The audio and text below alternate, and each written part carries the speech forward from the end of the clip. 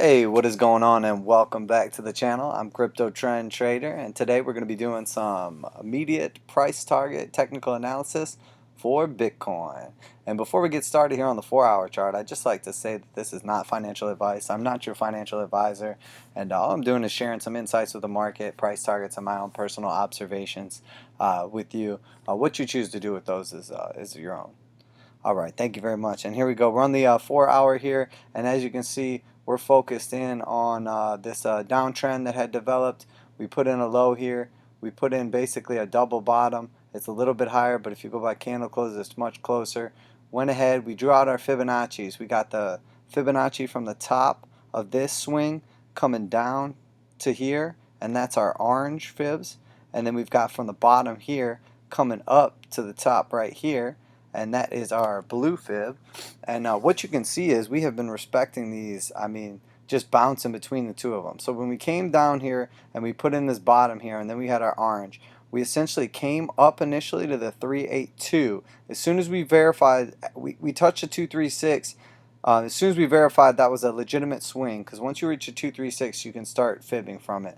You've had enough of a retracement in whichever direction that it's considered to be a valid swing high or swing low until something else proves you otherwise. So here we hit the 236, consolidated, shot immediately up, didn't quite make it to the 382, and then we came back down, retested here, and then came back up. This was our long trending support, and also another fib level from larger target. But we came back up, we touched the 382 almost perfect.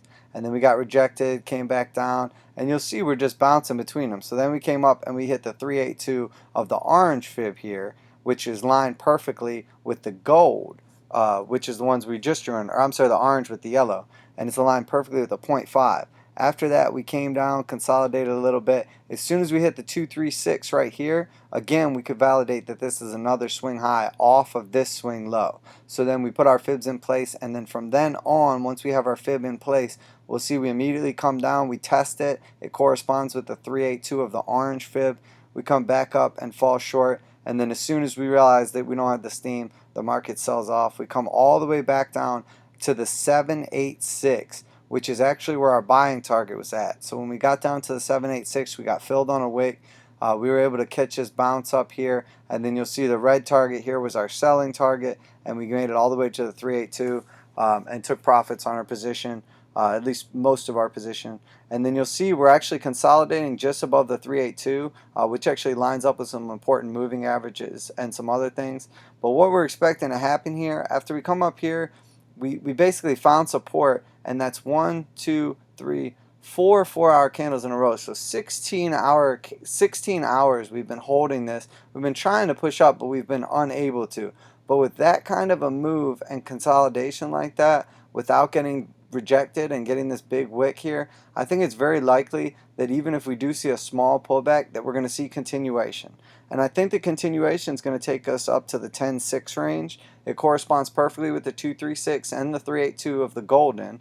And then what's likely to happen from there is we'll hit this double line, the downtrending support, and then I think at that point in time it's going to be a crucial move. So if we consolidate there and we hold, I think we have a chance of breaking out and potentially moving as high as 11.6, although I don't necessarily think that's the most likely target. It's definitely a possibility. And then also if we do move up here and then we get strongly rejected, we're going to come immediately back down to the 382, and it's likely that that won't hold after we try and move up and get rejected. So I think it's likely that we're going to come down to at least the 0.5 or the 618. But the most important thing to do is to see what the market's telling you by where the strength is coming from. If we come up here, we get a strong rejection, it's likely that we do see lower prices from here, or at least come back down and test these bottom support trend lines. Now, if we do not, if we come through here and we just see consolidation, just like we're seeing right now, I think it's more likely that we break to the upside and that we take out this high right here at 11,000 and move up.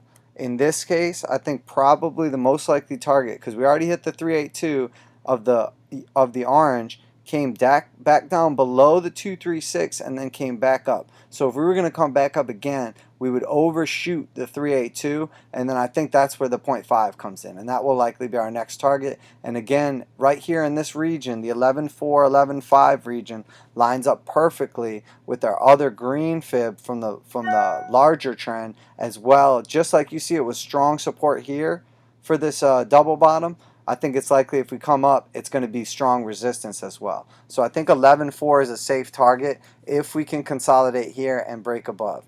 Now 382 is definitely a target. If we come through here, obviously, but that's such a small move, it's not really worth playing at that point in time. You're playing for the big one.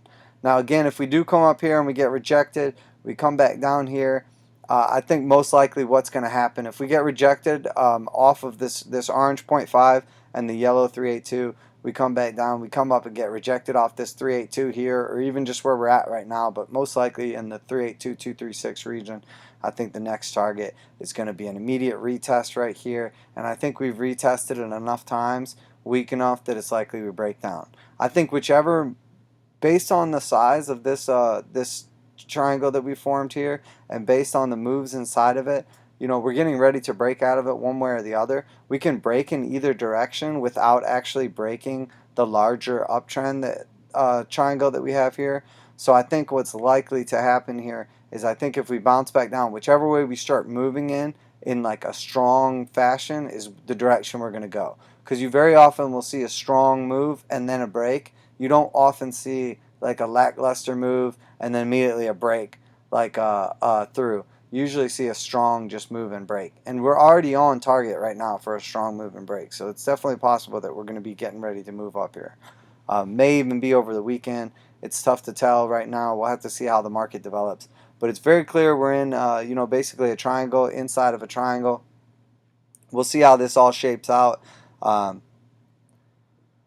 as things go. I mean, you could basically move this D point right there, and essentially all we're doing is just filling out this triangle right here. So the likelihood that we break to the upside before to the downside is, I think, a higher likelihood, because then we actually don't have to validate the triangle.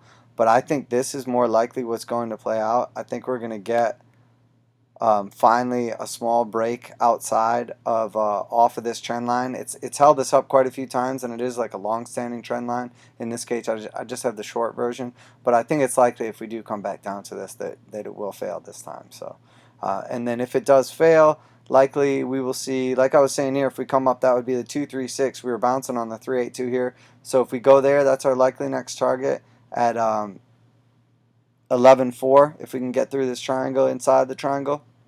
If we break through the bottom, I think it's safe to say that we're going to violate the 382, and we're going to come back down to this 0.5 here, which is the 85.30 range. That will give us a lower low than we've had right here, and then that's going to confirm, I think, to me anyway, that this is more of distribution with a buy wall than it is just a sideways triangle. But again, we'll see. It's still very likely that we break to the upside. And if you guys have seen any of my other videos, you'll see that the actual break out of the triangle, what I'm expecting is a massive move. I'm not expecting it until like probably mid-September, second week of September, maybe early in the week. But what I'm expecting on this break is, if we go to the upside, I'm expecting to touch a 236 of this larger swing, which would be taking out our high so far here, and that's going to give us a target of 14,888, so just about $15,000 Bitcoin. And if we do break to the downside, it's very likely that we're going to get our measured move to the $6,000 range. Although, honestly, the 7,300 range, 7,450 range is very, very strong support. We've got like 3 fibs all coming in here together. It's also where we consolidated on our initial move up. It's also where we consolidated on the move down. I think this is a very, very strong area. So this would be my initial target for the move down if we're going to go down. As where like my initial target on the way up would be this 12,177 range. But I think if we break out of this, we're going to shoot up and we're going to take out this last high almost immediately. Now that's not going to invalidate the trend, because essentially this high could just be another high in this series. So it's not necessarily like a change in structure as much as if we break to the downside. Because you could say this is a swing, swing, swing, swing, and then we get a swing, and that's all part of like a channel that we're moving up in inside of this. As where if we were to break to the downside and take out the low, you can't say that we didn't just put in a lower low, because we don't have any lows lower than that, as where we do have these 3 higher highs here. So we could take out any one of these highs and then fail. I mean, we could even get a fake out to the top into like the $14,000+ range above our previous high, come back down and fail. I mean, that could be a distribution or accumulation pattern. So alright guys, appreciate it.